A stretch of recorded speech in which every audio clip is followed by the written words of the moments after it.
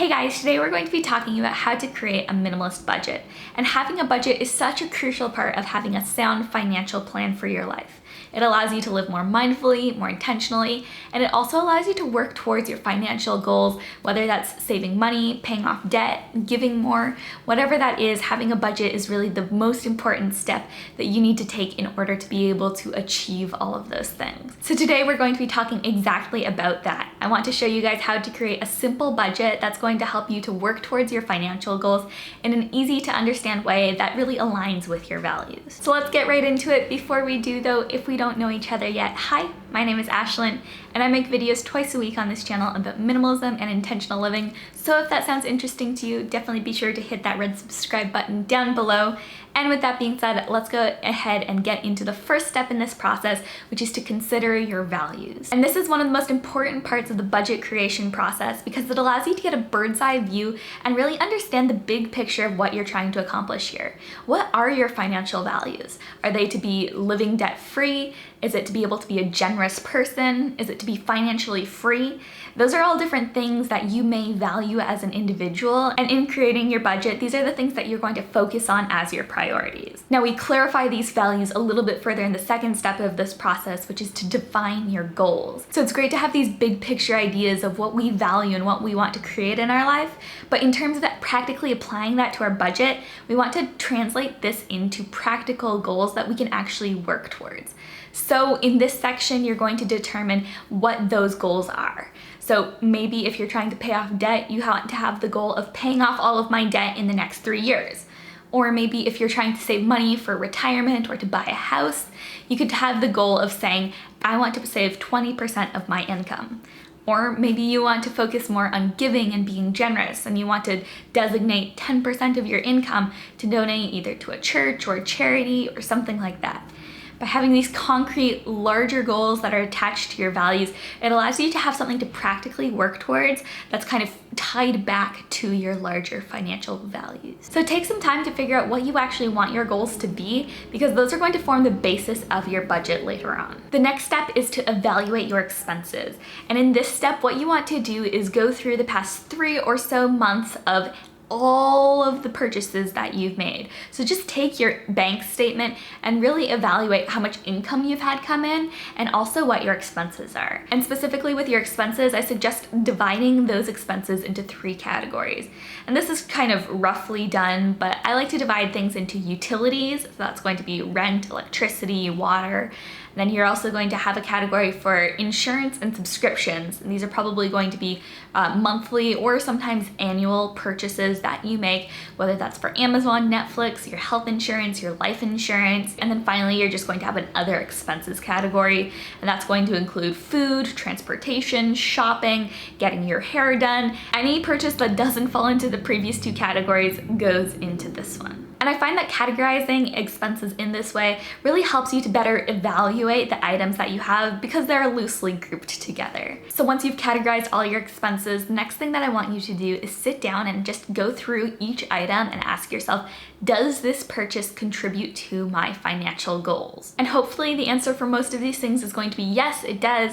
But if there's anything that doesn't align with your financial values or fit into one of your financial goals, consider what fluff you may have in your budget and how you might be able to change your lifestyle or your habits to better be in line with your financial goals. So now that you have a better idea of what you want to achieve financially and how you're currently spending your money, it's time to make a plan. This is where the actual physical practice of making a budget comes into play. To begin, we're going to take the financial goals that we created earlier and we're going to put them at the very top of our budget, making them a priority in how we're planning to spend our money. So maybe you said you wanted to save 20% of your income towards retirement, or maybe you said you wanted to pay off $1,000 towards your debt that month. Whatever the case is, whether it's a percentage or an actual number, you're going to put that at the top of your budget and then simply subtract that amount from your total income. And with what's left over, you're going to then create the rest of your budget. So we make our financial goals a priority and then work with what's left over to create our plan for the month. Now, I want to give you a little bit of flexibility here to say that you can be as structured or as unstructured with this section as you want to be. I want you to base this on what's practical for your lifestyle, the amount of structure that you like, and what your financial goals are. So I'm going to quickly share 2 different strategies you can use for creating a budget, and maybe you want to pick one extreme or the other, or maybe find somewhere in between. But like I said, the key here is finding something that's practical for you, that works for you and your financial goals. So on the more structured side of things, what you can do is begin to itemize every expense that you have. So you would itemize rent, utilities, subscriptions, insurance, food, eating out, entertainment, miscellaneous. And so you would go through and itemize dollar by dollar exactly how you want to be spending your money. And this is a fantastic strategy for people who are trying to pay off debt, build up an emergency fund, or really try to save a lot of money in a short period of time. And then the other extreme of budgeting is having a very loose budget and taking those 3 main categories we considered earlier: utilities, so rent, water, electricity, subscriptions, and insurance.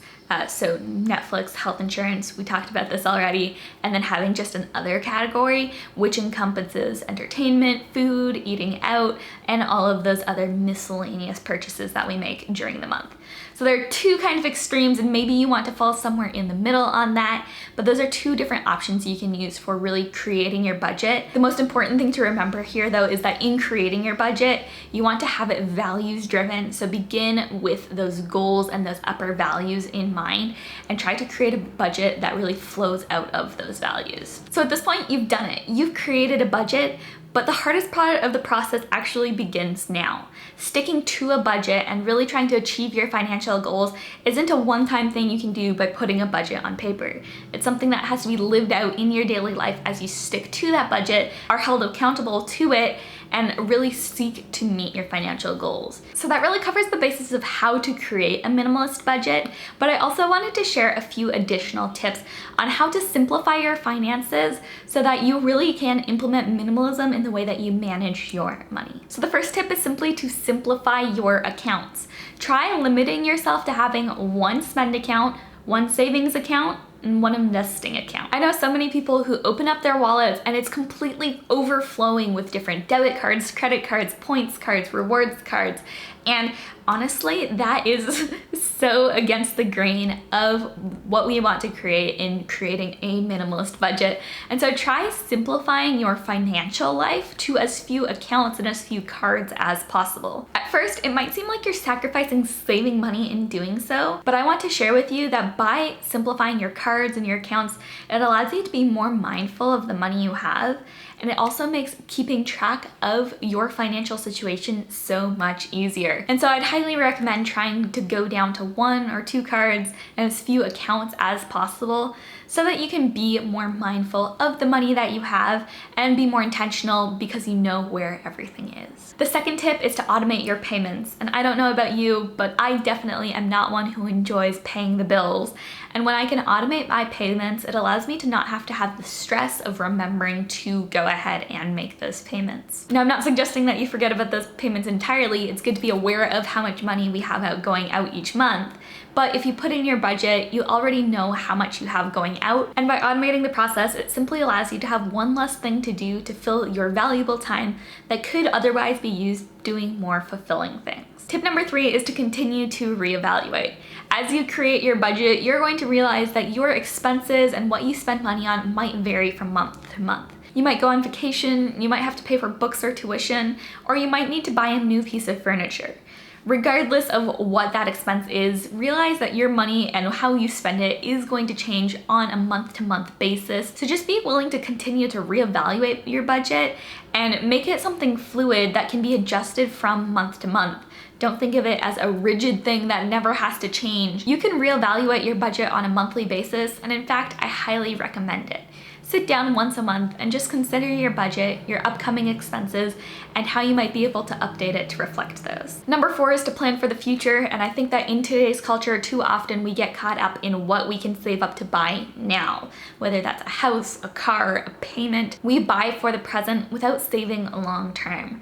So consider the fact that in 40 years, in 30 years, maybe in 20 or 10 years, you will be retiring. And so it's a fantastic idea to begin saving money for that now. Planning for the future is always a fantastic way of really just being able to be prepared as you go through life. And finally, I wanted to share with you guys my favorite budgeting software with you guys, which is Everydollar. Everydollar is an amazing app that really gives you the flexibility to work towards your financial goals and also create those categories that we talked about earlier.